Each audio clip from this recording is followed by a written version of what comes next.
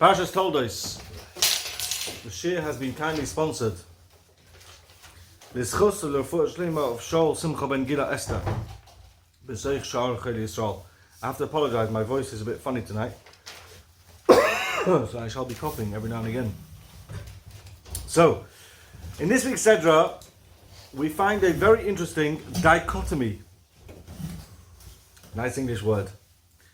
Because on the one hand, we all know the story of Esav turning up to the situation of Yaakov's cooking lentils. Turns out Esav then sells the Bechorah to Yaakov. Very flippantly. Seems not to care at all. And then later on in the Sedra, Yitzchok giving brachas, and we have a whole shenanigans of Rivka telling Yaakov to dress up and turn up as if he was Esav and all the rest of it. And Yitzchok gives the brachas to Yaakov instead of Esav. When Esav turns up and hears that his brachas have gone, his reaction is astonishing. He is absolutely heartbroken.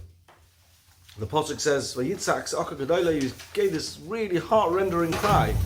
And the question is, why on the one hand did he not care about selling the Bechorah? And on the other hand, he did care about losing the brachas. Both seem to be of similar nature. So what's going on here? But within that question, we also want to understand what exactly this means that Esav sold the Bechorah to Yaakov. What exactly did he sell? Right? Okay.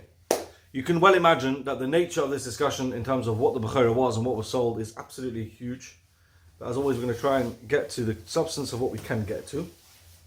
And we're going to take the view of the Ramban, who holds that what's under discussion when it comes to the Bechorah, the firstborn status, is not anything to do with inheritance, it's not anything to do with money. The Ramban says, Rak linchol mailas ha'av usrorosoi sheyeh kovod o maila al tziroi. There's a special respect and place that the father held in society that the firstborn would take his place in. And he explains that in those days, kingdoms would recognize Avram Avinu's family as being a choshev, a family worthwhile doing deals with, and they would come and make covenants of respect and brisois and bris shel shalom and all that sort of stuff, and they would do that with the father of the family, with the father of the household. With Yitzchok moving on, who would have been the person naturally to take his place? It would have been Esav as the Bechorah. Simple as that. Now, we're going to build on this because I think we're going to come to a beautiful understanding over here. But that's all the Ramban says. Now the Beis HaLevi says, the Beis HaLevi says that, let's take a step back a second. We know history as it played out. We know there was Avram, then Yitzchok, then Yaakov, the 12 Shvatim, and we know the Shalshelos of Avram, we know the chain of events. We know what happened. But the creation of the Jewish people happened in the way that we know it happened, with the Pasuk telling us when we came out of Mitzrayim, B'ni Bechorah Yisrael, Hashem calls us his children, his firstborn children. We are a new nation. But this came from a certain legacy. This was Avram, then Yitzchok, and then Yaakov. This was passed down from generation to generation. And it did not include all of Avram's descendants. Just because you're a descendant of Avram doesn't entitle you to this chain of lineage. And the Beis HaLevi brings from the Gemara in Nedarim, Daf Lamed Aleph, to bring out this point. The Mishnah in Nedarim says that if somebody makes a neder, she'eni nene lezera Avram, I'm not going to benefit at all from the descendants of Avram Avinu. Now, if you were to take that literally, that would pretty much include most of the world, because between Yishmael and Esav and Kal Yisrael, you're pretty much covered. But the Mishnah says the halacha is Osa b'Yisrael, the neder will take effect. That you can't have benefit from anyone of the Yidden, but a mutter but Muslim, everyone else you're mutter to have a benefit from. And the Gemara asks, wait a minute, what about Yishmael? Yishmael is also a descendant of Avram Avinu. Why would that be excluded from the meaning of your neder? And the Gemara answers, because the Pasuk says, Ki b'Yitzchok yikar lechol zara. Pasuk says, with Yitzchok, it will be considered Avram Avinu's children, not Yishmael. And the Gemara further asks, V'ha'ika Esav. Esav's also within the lineage, literally speaking. Says the Gemara, B'Yitzchok v'lo kol Yitzchok. Yes, true. The lineage continues with Yitzchok, but not with everything that Yitzchok brings with him. Only a select few within that. Which basically means Yaakov as opposed to Esav. So, Zera Avraham, the descendants of Avraham, quite literally, means anyone who comes after him.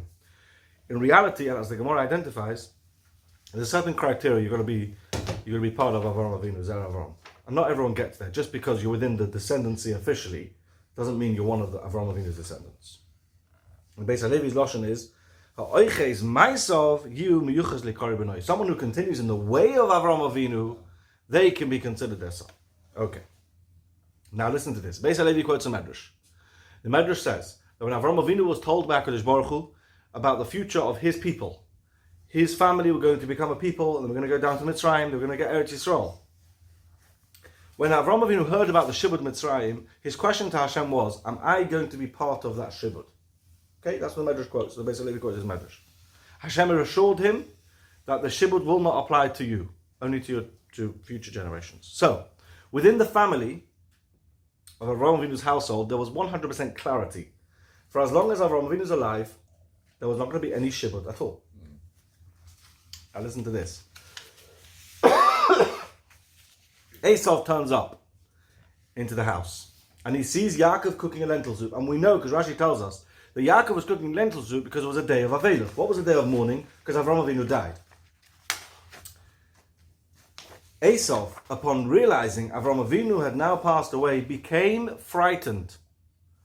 Because now he thinks to himself, Avraham Avinu's gone. Hey, maybe that means the Shibud Mitzrayim could start any moment. And the Beis Halevi brings from a Medrash Bereishis Rabbah some words which are quite shocking, but we'll quote them anyway because Esav said them, which goes to show how hysterical Esav was upon hearing this news. The Medrash first quotes a conversation between him and Yaakov. He discovers the news. Omalei, this is Esav's response. Ach ba'oisai zokein poga midasadin. The Midas Adin has struck the old man. In other words, Avraham has passed away. Less din, the less dayan. There is no judge and there is no justice. What is Esav doing with that proclamation? He is completely absolving himself and renouncing his belief in Hashem. Done. He's done. Now, the Beis Halevi says, what is going on here? I mean, surely Esav understands Avraham Avinu was a very old man. And the nature of life is that you get to a certain point after a ripe old age and you move on. You don't have to react so hysterically. What's going on for Esav here? Beis Halevi says, Esav was a Talmud Chacham. Don't think for a second Esav was some fool. You know, the pictures they like to quote to paint of Esav as some like guy out there in the street. He might have looked like that, but he was absolutely with it in his head. He knew exactly what was going on. And he knew what was being promised to Avraham Avinu's descendant, and he knew that to be a descendant of Avraham Avinu, it's only considered someone who's oiches b'maisav, someone who continues in the way of Avraham Avinu. Says Esav, I want nothing to do with this. Less dim, less dying. Hey, I'm not from Zera Avraham. I'm not part of this party. I don't believe in Hashem anymore. I'm done. Esav was expressing his lack of belief in Hashem at that point to get out of this lineage so that he wouldn't be subject to the Shibud Mitzrayim, which he knew was coming, he didn't know when, and he was terrified of it. This was Esav's reaction, as the Beis Halevi talks it out. And Yaakov Avinu turns around to Esav, and he says, and this is from a Sefer Zera Baruch, the Beis Halevi quotes, and he said, my brother, you don't have to renounce your belief in Hashem to get out of Shibud Mitzrayim. Let's be honest, who does normally the Yerusha go down to from father to son? Again, we're not talking about money here, we're talking about status and stature. It goes to the oldest. So Esav, all you have to do is relinquish your Bechorah, relinquish the status of being the oldest, and you get out of it that way. So he was offering an out to Esav. He was offering a way out. I'll buy the Bechorah off you, don't worry, I'll take it on my shoulders. Esav, anxious to get rid of this burden on his back, he didn't want to have anything to do with the Bechorah, he said, fine, take it, right? Deal done, sale sold. So essentially, what was sold in that moment, in Esav's eyes, all he had done at that point is given over this terrible burden of Shibud Mitzrayim to come, which he knew would likely come in the form of the oldest taking over the father's stature and position and everything that came with it. And therefore he said, Gesundheit, here Yaakov, you can have it. This is from Esav's perspective. He's managed to absolve himself of any chance of him continuing the legacy of Yitzchok.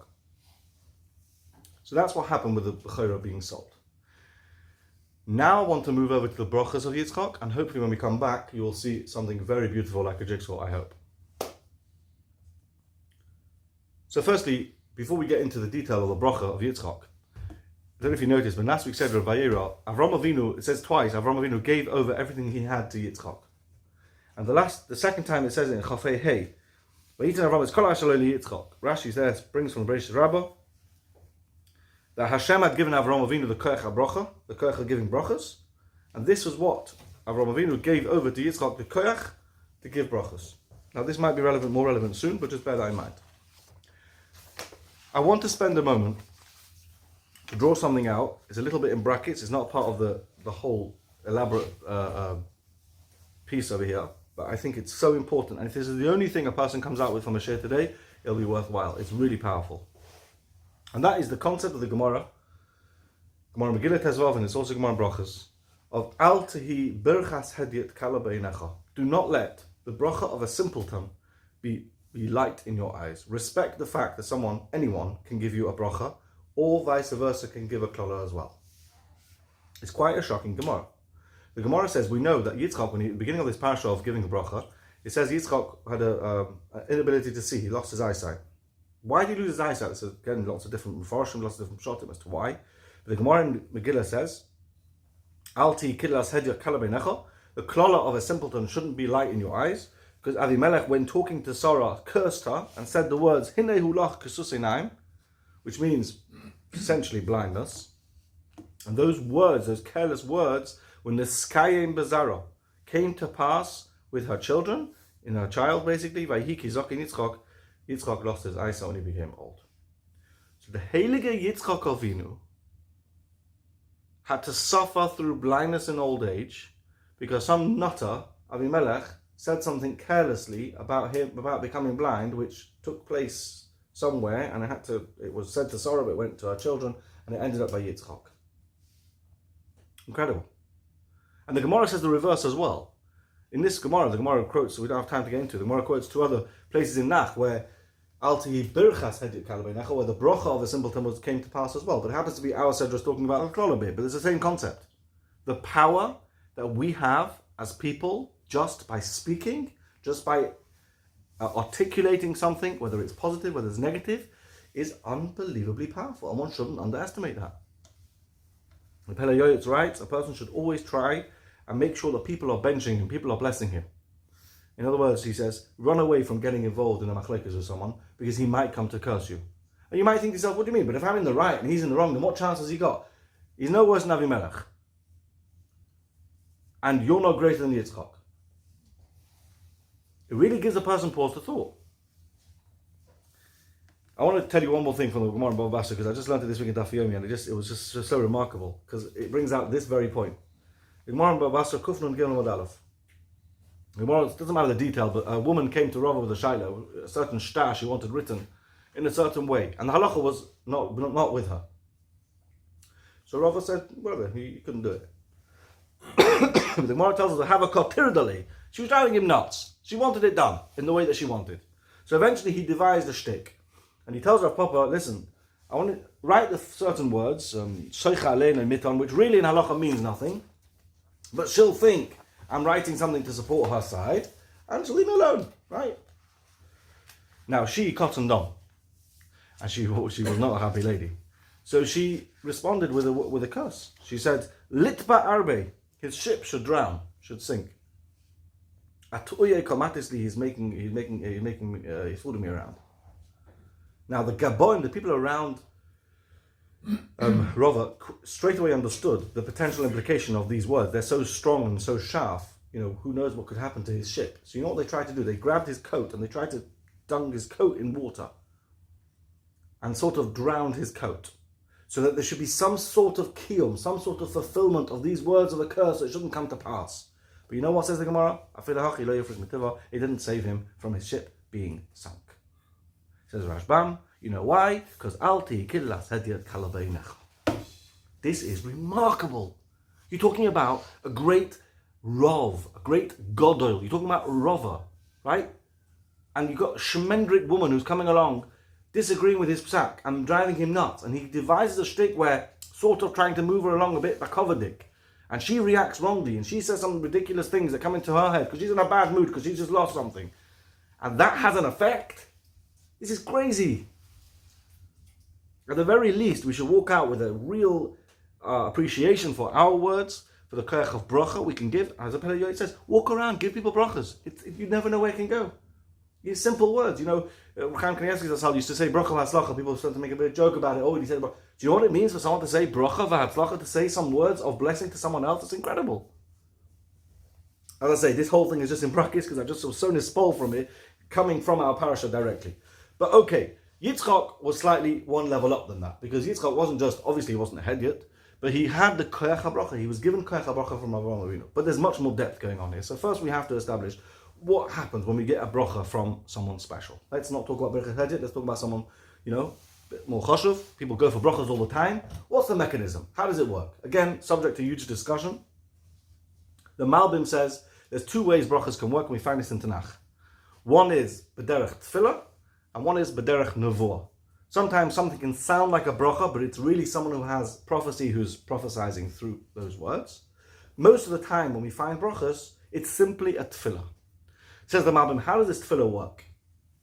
He says what happens is, a person might be able to be zoicha to something. He might have a schus for something, but he's not quite there.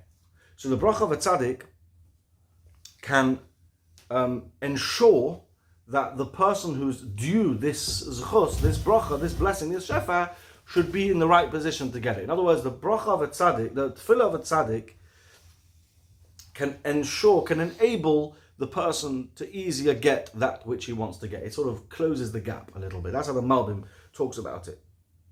The Sefer Ikrim has a huge shtickle. I couldn't bring it all in the source sheet, but you can check it out yourself. A huge shtickle to explain. But just to bring out the similar point from the Sefer Ikrim, he writes that if you imagine when Hashem wants to bring a shefa and abundance down to the world, he has orderly ways in how he likes to do so. And there's pipes and there's methods and there's things that have to align in order for the right things to happen. Okay? So what happens if a person is supposed to be getting a certain shefa, certain abundance, but he's not in the right place? Now, whether that means he's not behaved properly, whether that means he's just made choices which therefore mean he's ended up elsewhere, whatever it is, he's not aligned with the right pipe work that should enable him to get the shefa. Says the Sefer Ikorim, that's exactly where the bracha comes in really handy.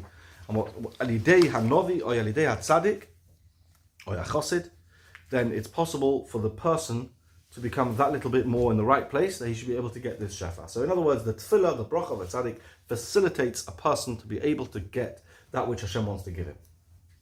He continues, the idea that we put our hands on people's heads it's the idea of this tzinor, of this pipe that's bringing down this abundance, and it's coming through the mavarich, it's coming through the tzaddik, it's almost b'schus tzaddik, and the tzaddik puts his hand on the person's head and he's sort of basically maneuvering the bracha through. It's incredible. This is what the Sefer Ikorim writes. It's not a Chassidish Maises, and the bracha goes sort of like through the mavarich and enables its journey over to the misborich. And he said that's why B'rachas Kohanim, we have the Kohanim at the front waving their hands in this way, because it's Inyan Smichas Yad. It's like they're putting their hands on everyone's heads. Very interesting stuff. So what we're revealing here is that a bracha is b'derech tefillah. That's first of all, and second of all, it's not hocus pocus. It is facilitating Hashem's bracha, Hashem's abundance, Hashem's shefa, that Hashem wanted it to come to a person. The bracha just facilitates that journey easier, better. The person's not quite up to it, the person's not quite royal for it, whatever it might be, the bracha of a tzaddik can help bridge that gap. So that's very nice. And we can kind of understand a little bit that Yitzchok wants to give a bracha at this point to his sons. We can understand what he's doing. He's sort of giving a tefillah to Hashem that this should take place. We can understand that. But why was it so important for Yitzchok to give this bracha to Esav and not to Yaakov? If you think about it, he's got two sons. Give them both brachas. Like, what's the big deal? Why was the whole big spiel about giving it to one, giving it to Esav? It was a very big deal. And then once the bracha was given, we could also ask, I don't know if I'll have time to answer it, but we can also ask why couldn't he just say, all right, I gave that bracha to Yaakov in the end. You know what, Esav, here, let me just reverse all that. I'll just give you a different one. Like, whatever, like, just be a bit more chilled about it. It was very much not a chill situation. Now, Yitzchok was But Yitzchok was terribly upset that he'd gone differently to how he thought, had planned. What's going on over here? It says in Abarbanel Rabosai, Haflo Vofela. The Abarbanel asks no less than 20 questions on this very Parsha. We are not going through the questions.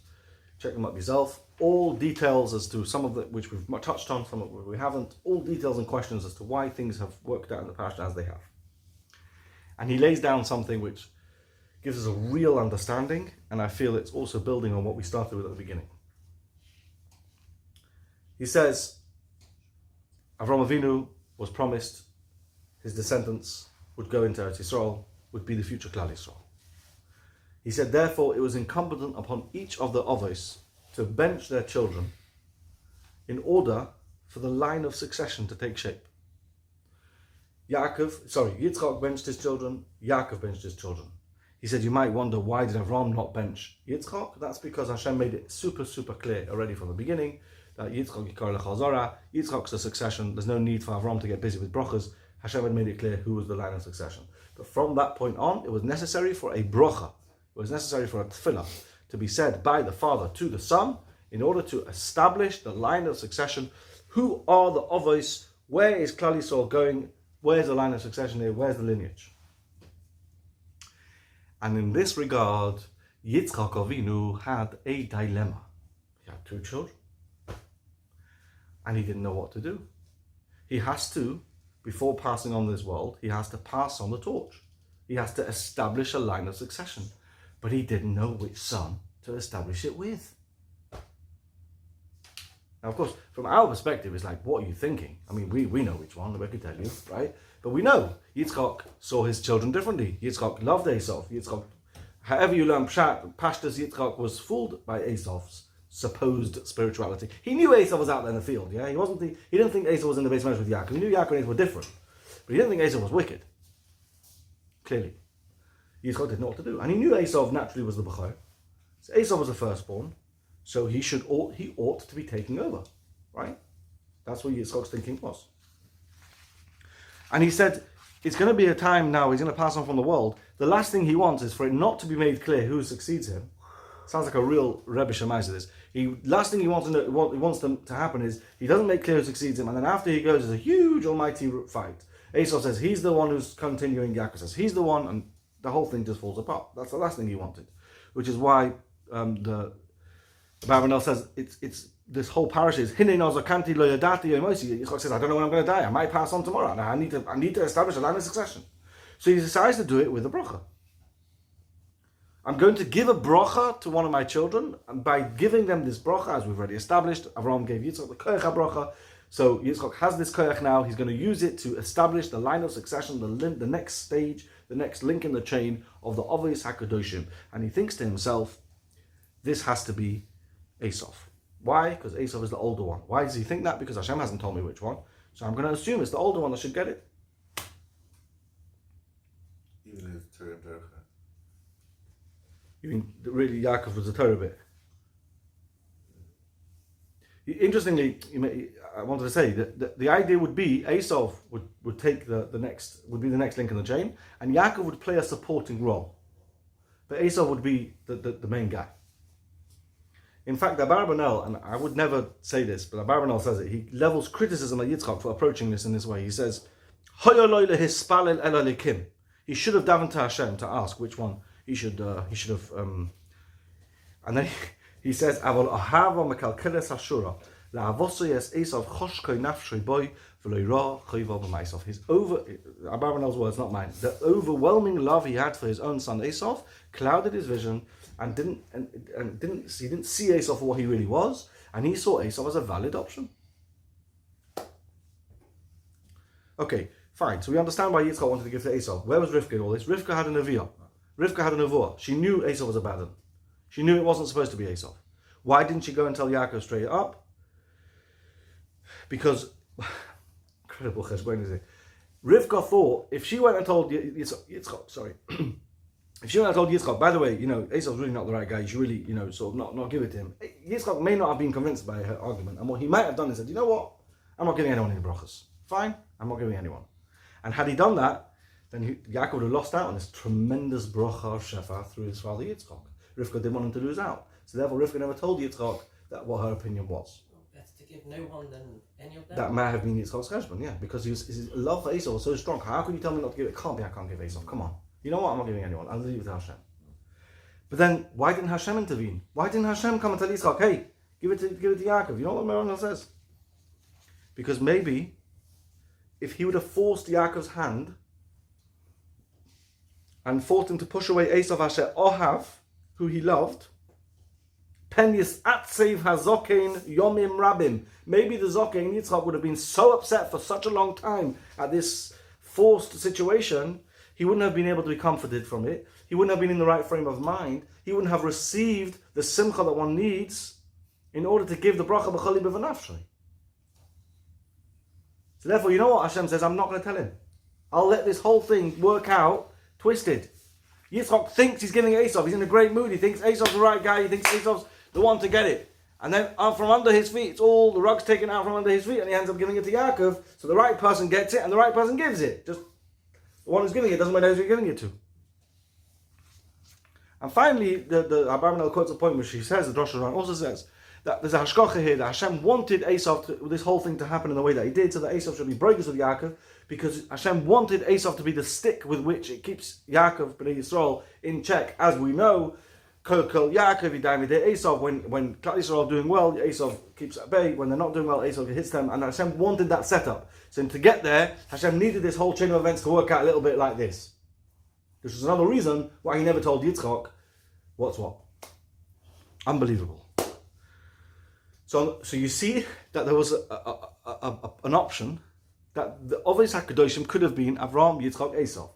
It's absolutely remarkable to think of it. But this is what the Abravanel spells out. And Yitzchok, in his innocence, thought, maybe Esav's a good guy, maybe this is the way to go.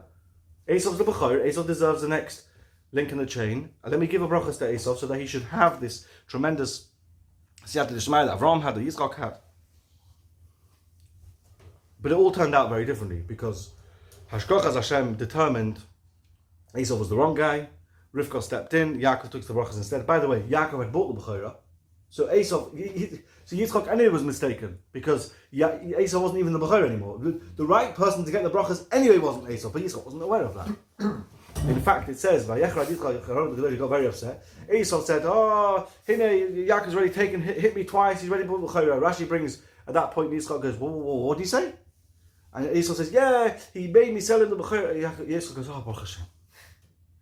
You're telling me that you weren't even the Bechorah after all this? Oh, Givaldik. It all went right.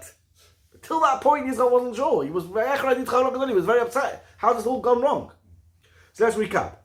We asked, what exactly happened when Yaakov bought the Bechorah? So we said, the Bechorah, as the Ramban started, but we built that up with the Beis HaLevi. The Bechorah was a position, was a sense of authority, of honor that a father carries.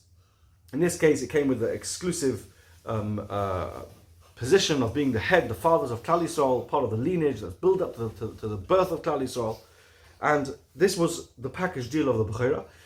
Yaakov bought it off Esav because all Esav knew at that point was Oivei Shibud, it's going to be Shibud Mitzrayim, I want to get out of this. And Yaakov gave him the way out by offering to buy him the Bechorah, but didn't tell him the other bit. Or didn't know about the other bit, whatever. But we didn't discuss the other bit. We just spoke about, I'll relieve you of the Shibud, give me the Bechorah. Second question was, why was Esau so upset then? If he didn't care about the Bechorah, why was he upset to lose the brachas? Because when it came time for the brachas, suddenly he realized why he lost. Suddenly, when it came time for the brachas, and he suddenly realized, oh, 1 minute. Yitzchok was about to give me the next link in the chain, the next lineage. I would have been from Yitzchok Esav. Oh my gosh, I would never have given that away for a pot of soup. Which is why at that point, Yitzchak Sa'aka Gedolah, then he gave a cry from the heart, right from his heart, which by the way, again, was another example of how speech has tremendous power, because many years later with Mordechai, Gemara tells us there's a link between his cry and Mordechai's cry, because of his cry that will pierce the heavens, of Esau's crying of upset, of missing out on the brachas. It got tremendous sorrows by the Purim story. So in other words, to take away from this Parsha, firstly, you always see, as with all these Parshas, and I love getting another sense of clarity every week, we come back to the same Yesod. Hashem always has a plan. And all your machinations, and all his innocence, and with all his tzidkas, and of course we're not here to judge, but Yitzchak Avinu had all his cheshbonos as to why and who and what and where. And Hashem comes along and says, little dance here, little dance there, and this is exactly how Hashgachas Hashem works. We do our bit, we do our choices, we make our choices. Ultimately Hashem has his plan. The second thing is, Everyone has Bechorah. Everyone has free will. Esav could have had an exalted position in history. He could have been the main man. And due to his own poor choices, he determined to run after wickedness. He lost the whole bang lot. His head ended up in Maras Machpelah. That's it. So, Rabbi say, cherish your koach to choose. Cherish your koach to bless. And may we be zoicha to see soon the fulfillment of Chazal. Bizman sha'akol kol Yaakov ein hayadayim midei Esav. Shkoach.